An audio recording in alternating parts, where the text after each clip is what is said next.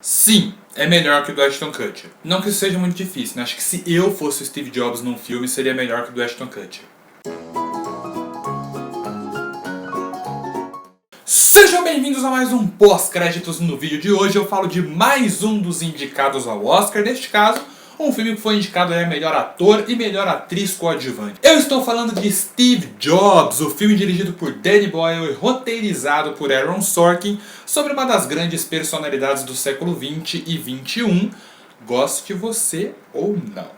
Mas antes, aqueles avisos de sempre, se inscreva no canal caso esse seja o primeiro vídeo que você assiste, não deixe de compartilhar esse vídeo com todo mundo que você conhece para ajudar aí o canal a crescer, e dê o seu joinha nesse vídeo porque isso ajuda muito ele a crescer no YouTube. Além, é claro, de comentar aqui embaixo, caso você já tenha visto o filme, o que você achou de Steve Jobs. E um recado muito importante antes de começar a falar sobre o filme: a parceria com o canal Eu Amo Falar continua. Se inscreva lá no canal da Lona Sabaini, está sempre postando conteúdos muito bacanas sobre cinema e televisão, principalmente televisão, mas também um pouquinho de cinema. E agora vamos falar de Steve Jobs. Fazer um filme de Steve Jobs a essa altura do campeonato era um grande desafio, porque esse filme foi anunciado no ano seguinte à morte do Steve Jobs. E quando eu vi a notícia que o Aaron Sorkin ia adaptar a biografia, eu fiquei animadíssimo. Eu falei, putz, o Aaron Sorkin ele é um baita roteirista, pra mim ele tem 100% de aproveitamento em Hollywood, mas no fim das contas o filme acabou demorando um pouco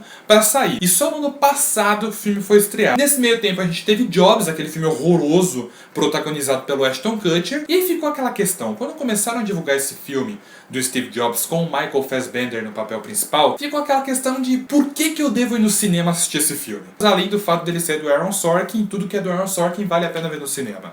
Pois bem, Sr. Sorkin e Sr. Boyle provavelmente sabiam dessa preocupação e deram um excelente motivo para esse filme ser sim relevante e valer a pena ser visto e ser o filme definitivo do Steve Jobs. Porque o que o Sorkin fez para pegar esse livro gigantesco e transformar numa cinebiografia? Muito simples. Ele não fez uma cinebiografia. E para mim essa foi a melhor ideia que qualquer um poderia ter para o filme do Steve Jobs. Por mais que assim, eu li o livro, eu senti falta de alguns detalhes no filme, de algumas coisas que ajudariam o espectador a construir melhor a imagem do Steve Jobs, mas nada que comprometa o resultado final, porque o Steve Jobs provavelmente é uma das figuras públicas mais populares da história. Então as pessoas meio que já têm uma imagem sobre ele, já conhecem ele, por isso o filme é estruturado de uma maneira que eu realmente não esperava e que me pegou de surpresa, e foi uma ótima surpresa. São 3 momentos-chave da carreira do Steve Jobs, que é a apresentação do Macintosh, a apresentação da empresa Next, da época que ele foi demitido da Apple, e a apresentação do iMac, de quando ele voltou para a Apple. Esses 3 momentos foram escolhidos pelo Aaron Sorkin para desenvolver todo o personagem e todos os conflitos pessoais que envolveram toda a vida dele. E de certa forma esses 3 momentos são momentos simbólicos, porque a apresentação do Macintosh foi o maior momento da carreira do Steve Jobs antes de ser demitido da Apple, a apresentação da Next foi o maior momento do Steve Jobs enquanto estava fora da Apple, e a apresentação do iMac não foi o maior momento do Steve Jobs depois que ele voltou para a Apple, mas é o mais simbólico, né? Porque foi o retorno dele para a Apple e ainda como CEO da empresa novamente. O maior momento do Steve Jobs depois que ele voltou para a Apple, acho que foi a criação do iPhone. De qualquer maneira, os momentos em si, as apresentações em si não fazem a menor diferença, porque o foco do roteiro do Aaron Sorkin aqui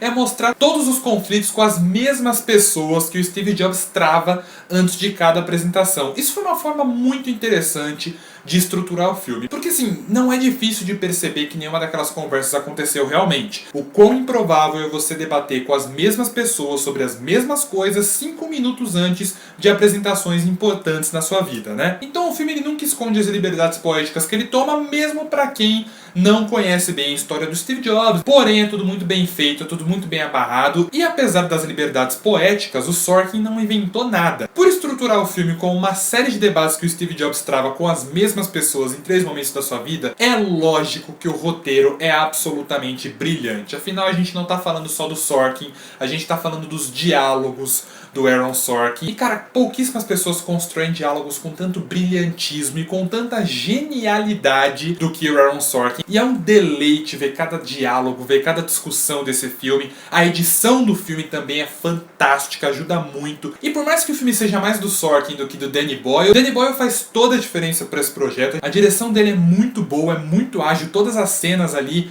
da câmera acompanhando os personagens enquanto eles estão andando são frenéticas. E o elenco do filme, o elenco inteiro tá afiadíssimo. Mas o Michael Fassbender, cara, o Michael Fassbender e a Kate Winslet, por motivos óbvios, afinal eles foram os dois únicos indicados ao Oscar, eles são os destaques. O Michael Fassbender, cara, eu falei que ele conseguiu pegar a característica principal do Steve Jobs, que é o campo de distorção da realidade que ele tinha. Porque, de alguma maneira maluca, eu só consegui enxergar o Steve Jobs no Michael Fassbender. E isso é a prova de como ele está bom no filme, porque é evidente que ele é tão parecido com o Steve Jobs quanto eu. E se você conhece um pouco do Steve Jobs, ou se você pelo menos leu um pouco sobre ele, você não consegue ver outra pessoa no Michael Fassbender que não seja o Steve Jobs. A Kate Winslet também está muito boa no filme, a química entre os dois é excelente. Eu adorei a química entre o Michael Fassbender e a Kate Winslet, eles funcionam ali como uma dupla. O Seth Rogen tá muito bom como Wozniak, foi uma surpresa pra mim, né? Ele saiu da zona de conforto dele de comédia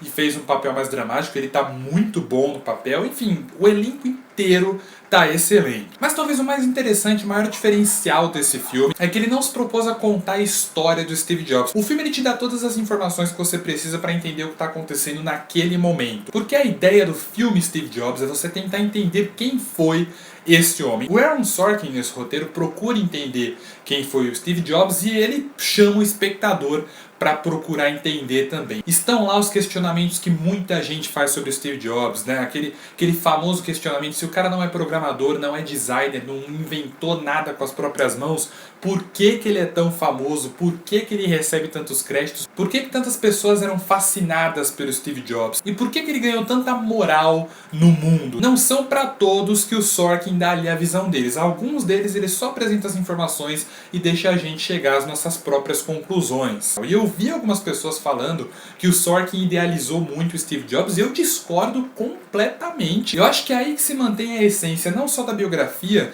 mas do sentimento que a maior parte das pessoas que falam que gostam do Steve Jobs tem por ele. Sim, o cara era um babaca, ele era escroto, instável, ele tratava mal as pessoas. Ele era uma pessoa terrível de se trabalhar, terrível de se conviver. Foi um cara extremamente egoísta que passou anos sem assumir uma paternidade que obviamente era dele, e o filme ele constrói isso muito bem, porque ele deixa óbvio que aquela menina é filha dele, o que faz a nossa indignação com o Steve Jobs crescer cada vez mais. Ele era uma pessoa repleta de defeitos e o filme não esconde isso, o filme deixa isso bem claro. Só que ao mesmo tempo essa pessoa tão cheia de defeitos tem alguma coisa que instiga uma curiosidade, que instiga um certo fascínio, que eu acho que o filme explora ali com brilhantismo essa dualidade. E é por isso que esse filme é muito mais interessante do que qualquer outro registro que já foi feito do Steve Jobs até hoje. Porque alguns exaltam o Steve Jobs, outros destroem o Steve Jobs, outros parecem odiar ele. Mas esse filme não. Esse filme procura algo muito mais interessante, que é estudar,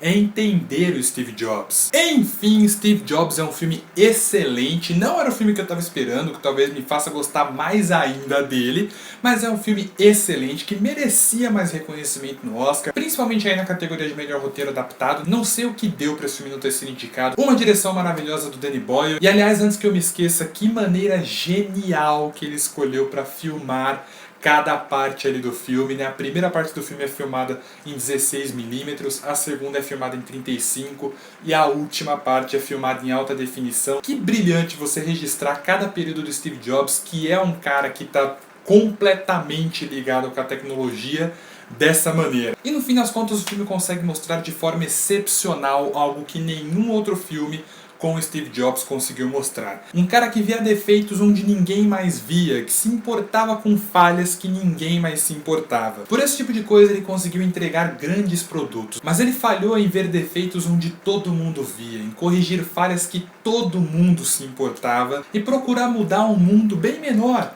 do que ele sempre procurou mudar, mas que faria toda a diferença para a vida dele. No fim das contas, a única coisa que o Steve Jobs do Danny Boyle não consegue consertar, não consegue mudar e não consegue reinventar é ele mesmo. E este foi mais um pós-créditos, não se esqueça dos recados, se inscreva aqui embaixo caso você tenha gostado do vídeo, compartilhe com todo mundo e dê aquele joinha para ajudar o vídeo a crescer, além de comentar aqui embaixo caso você tenha curtido o filme, porque eu vou ficando por aqui, até o próximo vídeo, falou!